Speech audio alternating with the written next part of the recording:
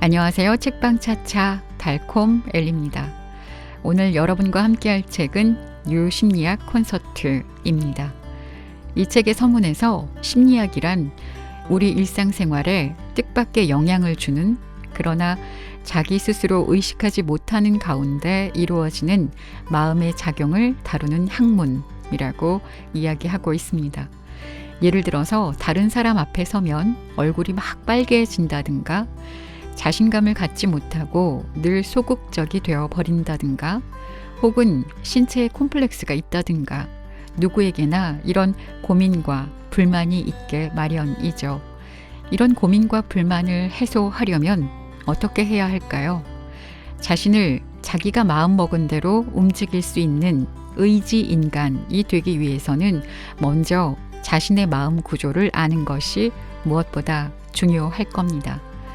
그리고 다른 사람의 마음 구조까지 알게 된다면 인간관계에 어떻게 대처할 것인지가 보다 쉬워지고, 사회활동에서 겪게 되는 많은 고민들을 해결해 나갈 수 있겠죠. 이 책이 재미있는 이유는 별 의미 없이 무의식적으로 했던 행동들이나 말들이 심리학적으로 보면 어떤 의미가 있는지, 뜻하는 바가 무엇인지를 설명하고 있다는 것입니다. 그래서 이 책은 나도 모르게 설득되고 나도 모르게 조정되지 않기 위해서 나와 상대의 속마음을 읽는 법을 여러 가지 상황을 통해서 알려주고 있습니다. 보이스피싱에 당하는 사람은 뭔가 부족한 사람인가요? 그렇지 않죠. 사실 누구나가 당할 수 있는 일입니다. 그 사람의 심리를 이용해서 불안감을 극대화시켜 정신을 쏙 빼놓고 평소 같으면 말도 안 되는 상황에 끌어들이는 거니까요. 또 TV에서 홈쇼핑을 보다 보면 이건 안 사면 손해야 라는 생각에 나도 모르게 결제를 할 때가 있죠. 그것도 엄청 다급하게요. 그게 다 심리학적 테크닉을 이용하는 거라면 어떤 방식으로 진행되는 건지를 심리학적으로 이해해서 조금이라도 덜 휘둘릴 수 있지 않을까요? 심리학은 이렇게 우리 생활 전반에 펼쳐져 있고, 그래서 우리가 꼭 알아야 하는 분야입니다. 자, 오늘의 책 유심리학 콘서트 지금부터 시작해 볼까요?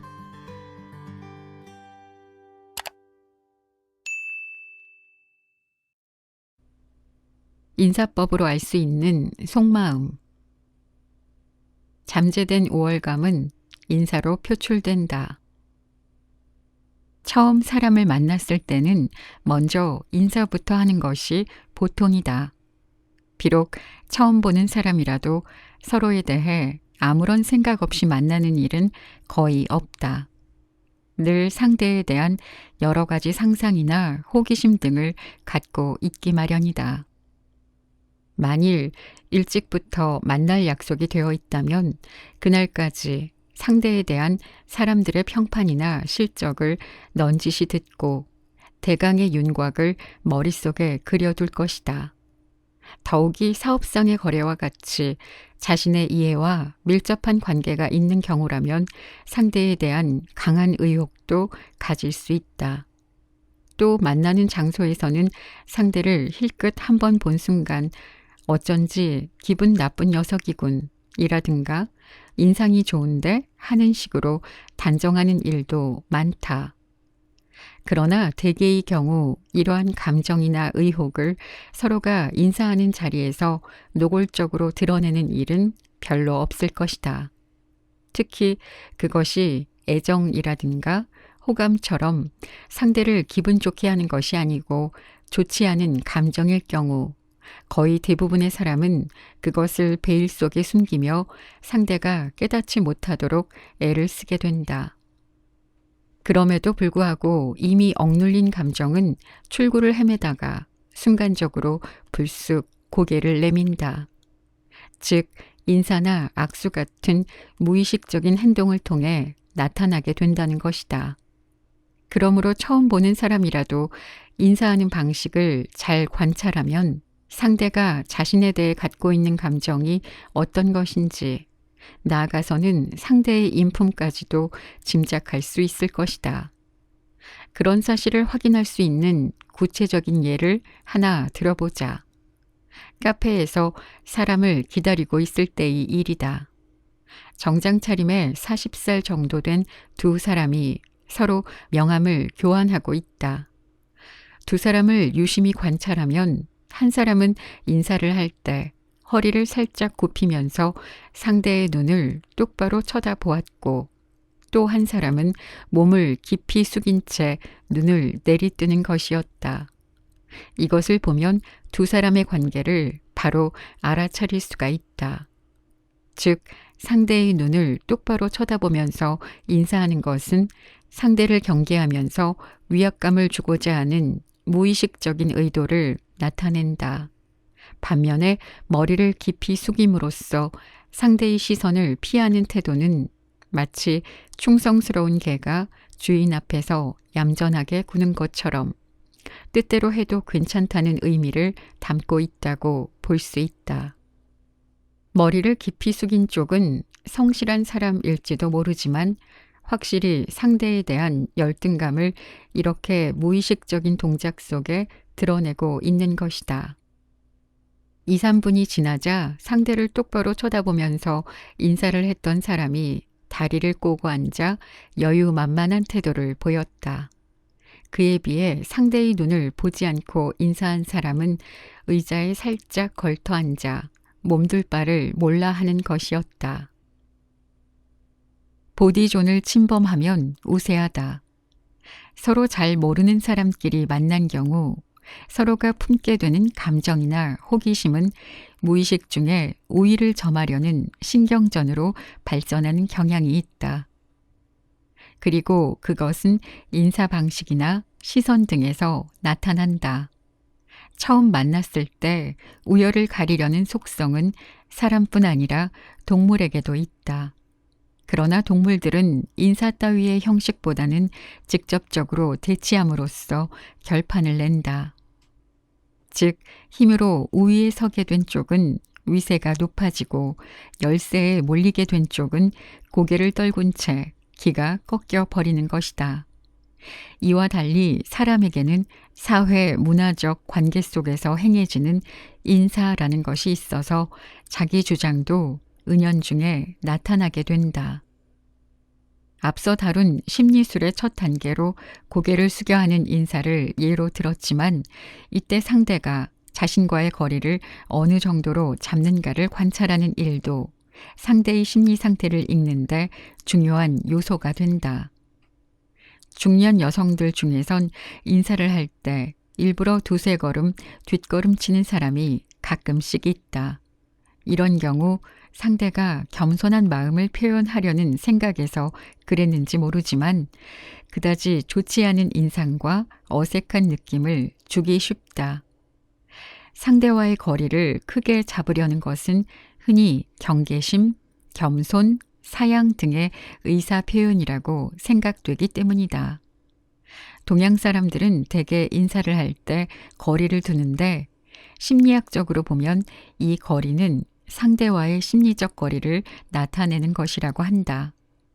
의식적으로 거리를 두는 인사는 그만큼 상대를 불편해한다는, 즉 경계심이나 거리낌 따위를 가지고 있다는 표시다. 이것은 상대를 자신에게 유리한 쪽으로 이끌고 싶을 때 역이용할 수도 있다. 가령 상대에게 바짝 다가가 어깨를 툭툭 치는 것으로 인사를 대신하면 그 사람은 자신의 심리 영역인 보디존이 침범당한 당혹감 때문에 움츠러든다. 즉, 자신을 조금 더 어려워하지 않는다는 것을 은연중에 의식하게 됨으로써 심리적으로 위축되는 것이다. 상대를 어려워하거나 두려워하지 않는 심리는 상대보다 우위에 있다고 자신할 때 생기는 것이지만 이 경우는 의식적으로 그런 상황을 만들어냄으로써 상대를 심리적인 열쇠로 몰아 넣는 방법이다. 악수는 심리 탐지기다. 악수로 알 수 있는 심층 심리에 대해 이야기해보자. 사람의 성격을 알 수 있는 방법에는 여러 가지가 있지만 상대의 손을 잡는 힘의 정도로도 그 사람의 성격을 알 수 있다. 이를테면 악수할 때 힘을 주어 손을 잡는 사람은 자신감이 넘치고 능동적이며 힘이 들어가지 않는 사람은 무기력하고 허약한 성격이라고 보는 것이다. 또 모임 같은 데서 낯선 사람과 스스럼 없이 악수를 하는 것은 자기 과시욕이나 사교성의 표현이라고 볼 수 있다. 그러나 상대의 깊은 속마음을 꿰뚫어 보기 위해서는 좀 더 미묘한 부분까지 파고 들어야 한다. 중세 유럽에서는 낯선 사람끼리 만날 때 적이 아니라면 무기에서 손을 떼고 두 손을 펼쳐 보여 아무것도 가지지 않았음을 보인 후 서로 다가가서 손을 잡았다고 한다. 이때의 악수는 상대가 칼을 빼는 것을 방지하기 위해서 했다고 하는데 그런 맥락에서 악수는 무장 해제를 의미하는 것이었다. 이것이 현대까지 이어져 일종의 심리적 무장 해제의 의미로서 악수가 행해지고 있는 것이다. 악수의 또 다른 이점은 상대의 몸과 직접 접촉하는 데 있다. 악수의 기원을 살펴보면 벌거벗고 생활하던 원시 시대에 남자들끼리 상대의 성기를 손으로 감싸고 인사한 것으로부터 시작되었다고 한다. 그것이 이윽고 손과 손을 맞잡는 것으로 발전하게 되었는데 애초부터 악수에는 몸으로 사람을 안다는 목적이 있었던 것으로 보인다.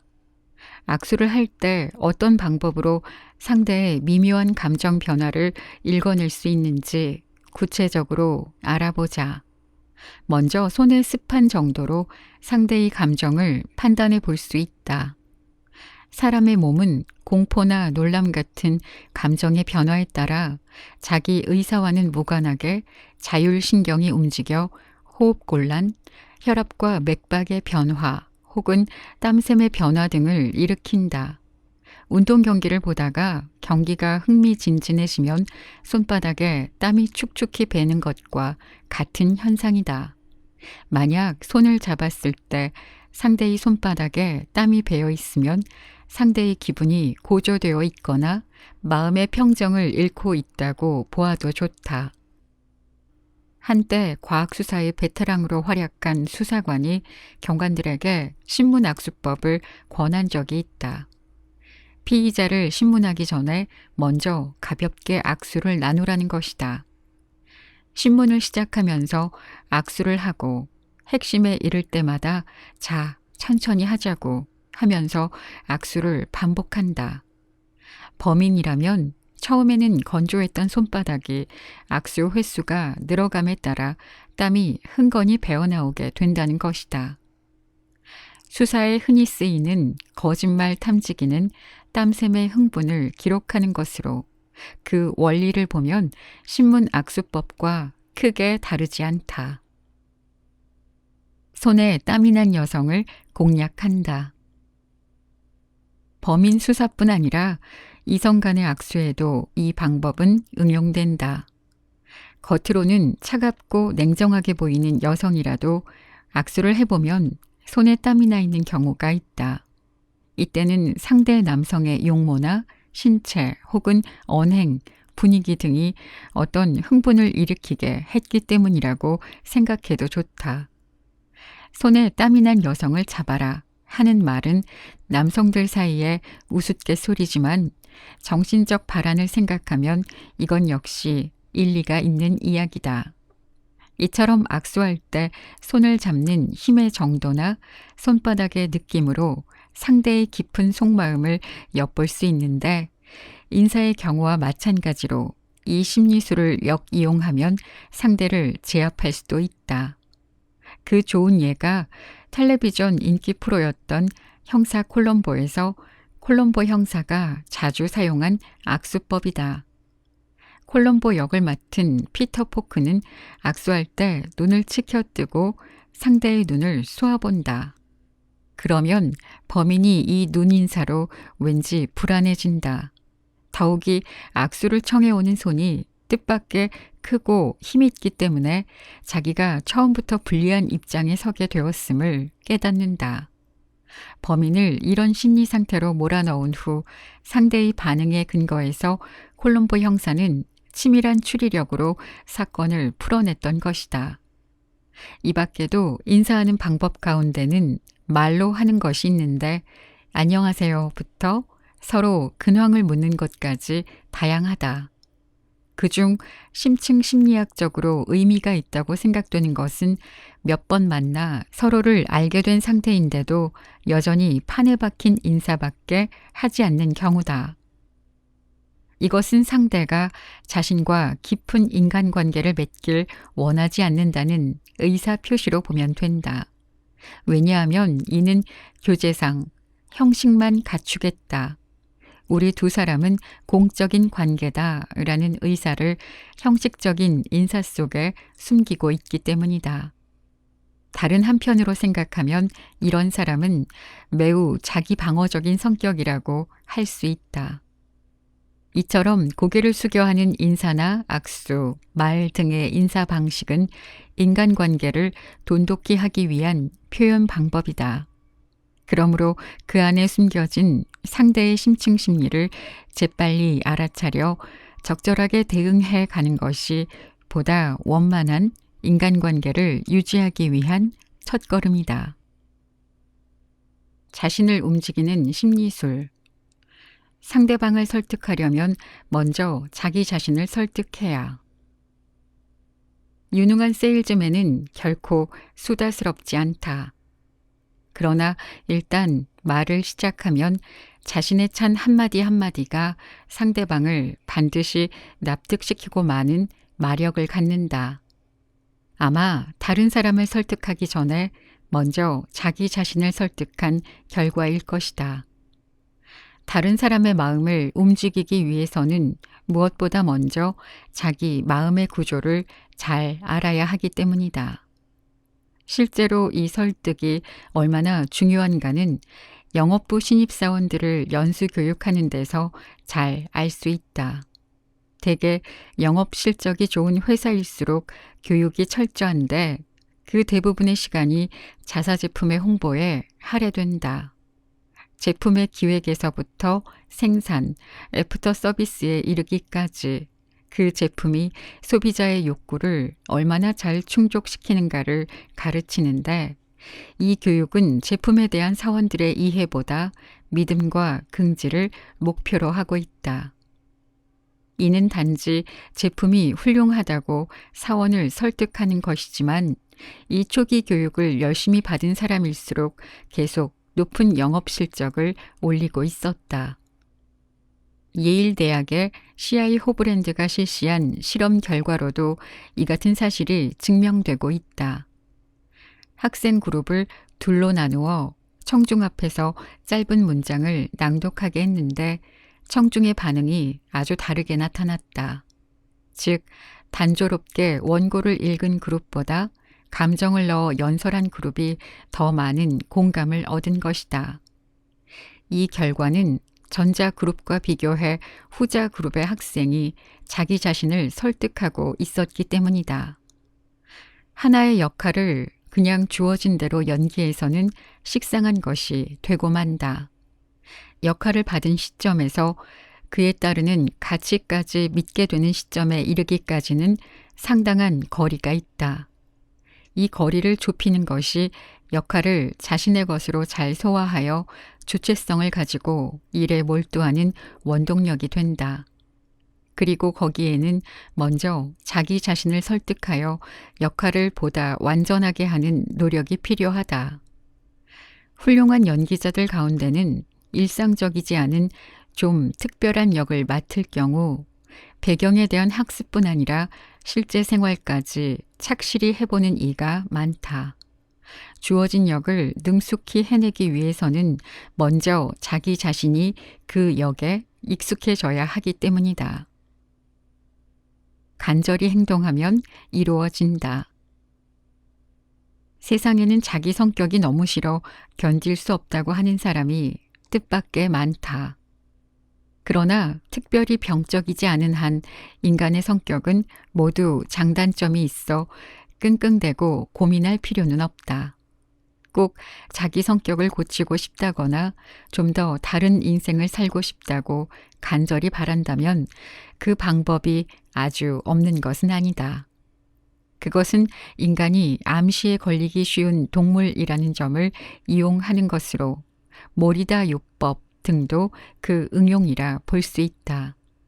모리다 요법이란 한 의과대학 교수가 노이로제의 치료를 위해 개발한 방법으로 심리학적으로도 그 효과를 인정받고 있다.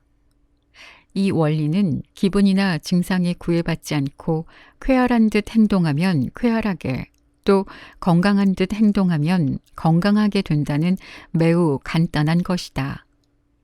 인간은 그것답게 행동하면 자연히 그렇게 된다는 심리학상의 원칙에 따른 것이다. 모리다식에서는 이 원리를 근거로 입원한 환자에게 처음 일주일 동안은 식사, 세면, 배변 외에는 절대 안정을 취하게 한다. 그 뒤부터는 차츰 청소, 새 기르기, 수해, 공작 등 여러 작업을 하게 한다. 이 작업은 매우 중요한 것으로 신경안정제 대신 보통 사람의 노동을 환자에게 하도록 하는 것이다. 보통 사람들이 하는 일을 함으로써 환자는 점차 자신을 갖고 활발해져 간다. 또 동시에 노동이 끝난 후 휴식 시간에 탁구나 배구 등의 운동도 추가해 실시하면 40일 뒤에는 거의 회복되어 퇴원할 수 있게 된다. 특히 대인공포증, 외출공포증 등의 신경증은 환경에 순응하지 못하지 않을까 하는 불안감이 강박관념으로까지 발전된 경우여서 그 발생 원인을 제거하고자 하는 것이 이 요법의 특징이다. 이 답게라는 방법은 자신이 순응하고 싶은 환경 또는 가입하고 싶은 집단의 태도를 흉내내는 것으로 일반인에게도 적용할 수 있다.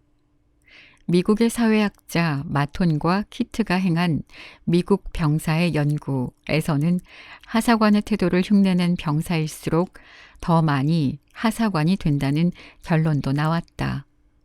직장에서도 상사가 된 듯한 기분으로 자기 암시를 하여 일의 능률이 오른 예가 매우 많다.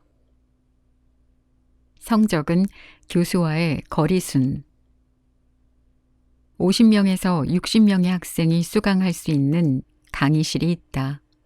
좌석은 물론 자유여서 그날에 따라 빨리 온 사람부터 자리를 잡지만 재미있게도 매번 학생들이 앉는 자리는 정해져 있기 마련이다. 그리 크지 않은 방이므로 어디 앉든 교수와의 거리는 별 차이가 없지만 그래도 학생들은 무의식 중에 교수와의 심리적 거리를 재고 있는 것 같다. 평소 자신의 의견을 분명히 말하고 성적 또한 우수한 학생은 스스럼 없이 교수 가까이 앉는 데 비해 성적이 별로 좋지 않고 통 말이 없어 무엇을 생각하는지 잘 알 수 없는 학생일수록 교수의 시선이 잘 미치지 않는 자리를 차지하려고 한다.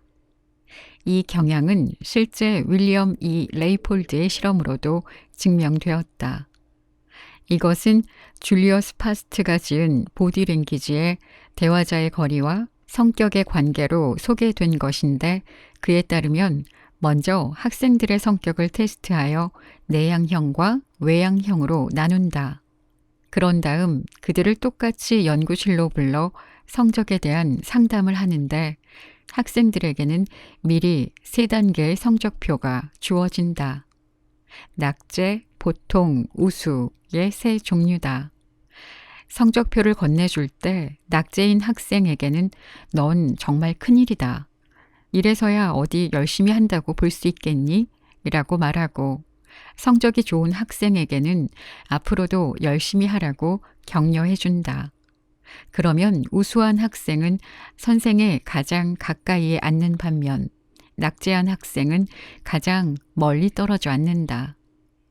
그리고 앞서 행한 성적 테스트에서 내향형으로 분류된 학생은 성적과 관계없이 외향형의 학생보다 선생에게서 떨어져 앉는 경향을 보였다고 한다. 이 실험에서도 밝혀졌듯 우리는 종종 상대방에 대한 심리적 저항감을 실제 거리로 나타내고 있다. 예를 들어 회사에서 회의를 할 때 자기 나름의 기획을 생각해 오지 않았다면 가능한 한 상사의 눈이 닿지 않는 곳에 앉아 모르는 채 담배나 피우는 일이 흔하다. 또 상사와 눈이 마주치면 왜 그런지 거북한 느낌이 든다는 사람도 같은 경우다. 그러나 이 현상은 상호작용하여 늘 멀찍이 떨어져 앉는 것 자체가 일에 대한 적극성을 억누르고 상사와의 사이도 서먹하게 만든다. 그러므로 그러한 사람은 일부러라도 상사 옆에 자리를 잡아 보다 의욕적인 인간, 외향적인 인간으로 자기 변혁을 해 나가야 한다. 객관화된 자신은 거울로 볼 수 있다. 미국에서 선풍적 인기를 끈 신념의 마력의 저자 클라우드 M. 브리스톨이 세일즈맨 교육 등에 사용해서 유명해진 거울 앞에 서서 자신에게 암시를 거는 방법을 발견했을 때의 에피소드다.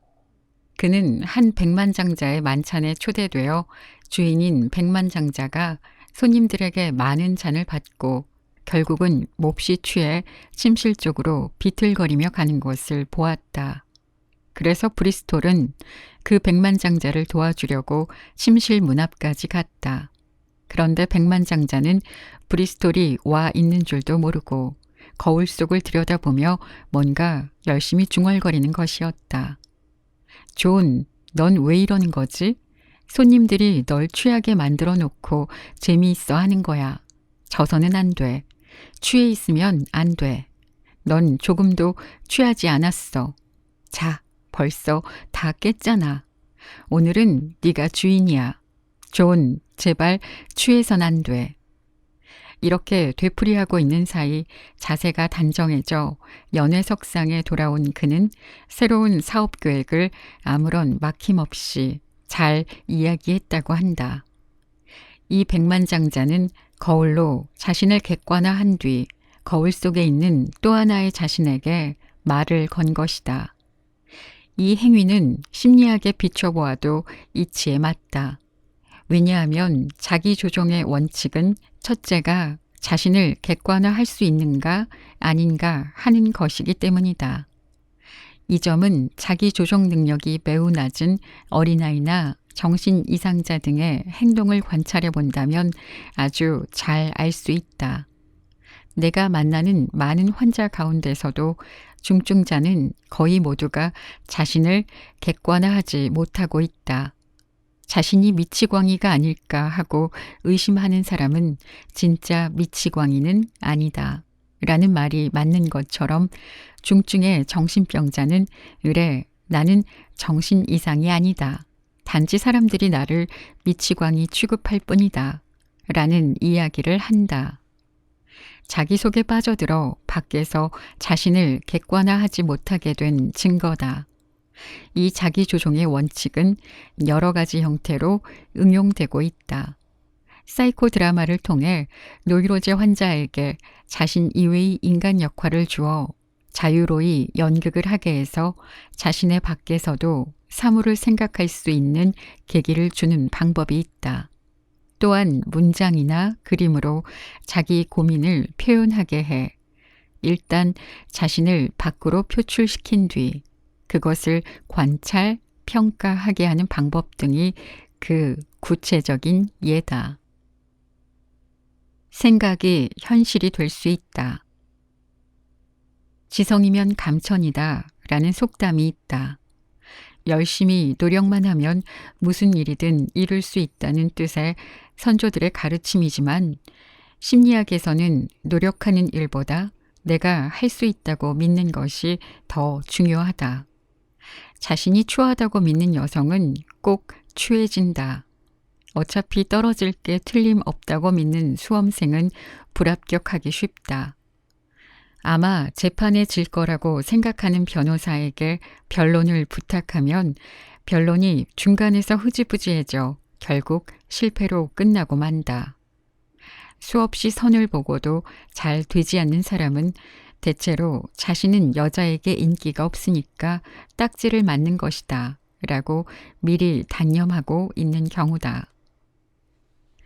일의 성패는 사람의 능력보다는 오히려 사람의 기분이나 마음에 달려 있다. 어떤 상황을 사실이라고 믿어버리면 결국 그 상황이 사실로 되어버리는 일이 많은 까닭도 역시 그 때문이다. 특히 소극적인 결과를 예상하는 자기암시가 클수록 결과에서도 실패로 끝날 확률이 높아진다.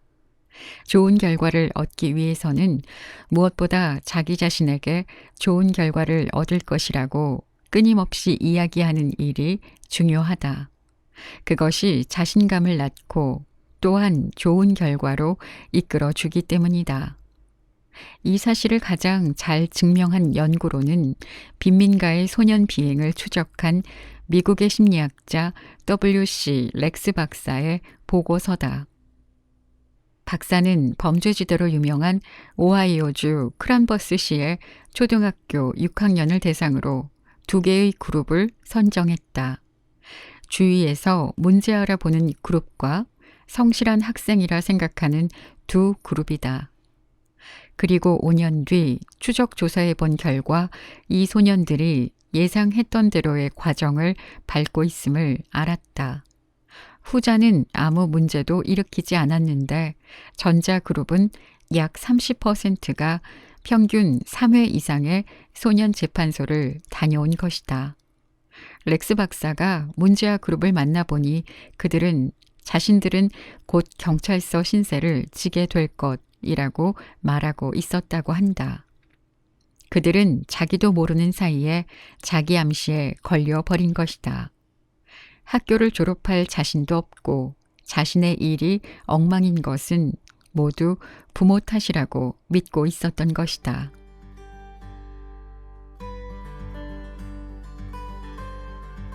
학창 시절에 발표를 할 때나 회사에서 프리젠테이션을 할 때 여러분은 잘하는 편에 속하셨나요? 잘할 때도 못할 때도 있었던 것 같은데 그 차이는 내 스스로가 잘 준비되고 내 스스로가 자신 있냐의 차이였던 것 같습니다. 다른 사람들을 설득하기 이전에 내 자신부터 설득해야 하는데 내가 자신이 없고 설득되지 못한 상황에서 다른 사람을 설득하기란 사실 불가능하죠. 같은 내용을 발표하더라도 내가 학생의 입장에서 평가를 받을 때와 내가 선생의 입장에서 학생들에게 수업을 할 때는 이상하게도 달랐던 것 같습니다. 같은 내용인데 왜 달랐을까요?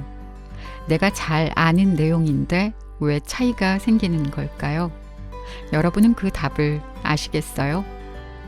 매번 사람들을 만날 때마다 저 사람의 행동은, 저 사람의 말은 이런 숨은 뜻을 가지고 있을 거야. 무의식적이었지만 저 사람은 나에 대해서 이런 속마음을 가졌어. 이렇게 항상 평가하고 관찰하고 읽어내며 살면 좀 피곤할 것 같다라는 생각이 들기도 합니다. 얼마 전에 개봉했던 영화 카오스 워킹은 사람들의 속마음이 밖으로 들리고 보인다라는 설정에서 출발한 영화인데요. 정말 그런 세상이 된다면 어떨까요? 거짓말도 할 수 없을 것이고 나 혼자만의 비밀을 간직할 수도 없겠죠. 혼란스럽고 당황스러울 것 같습니다. 내 마음속을 상대에게 보여주는 것도 싫지만 상대방의 마음을 모두 알고 싶지도 않으니까요. 그래서 역시나 적당한 것이 좋습니다. 숨길 건 숨기고 드러낼 건 드러내야겠죠. 오늘 소개한 유심리학 콘서트가 여러분들께 작게나마 도움이 되셨기를 바라면서 저는 이만 물러갑니다. 지금까지 책방차차 달콤 엘리였습니다. 감사합니다.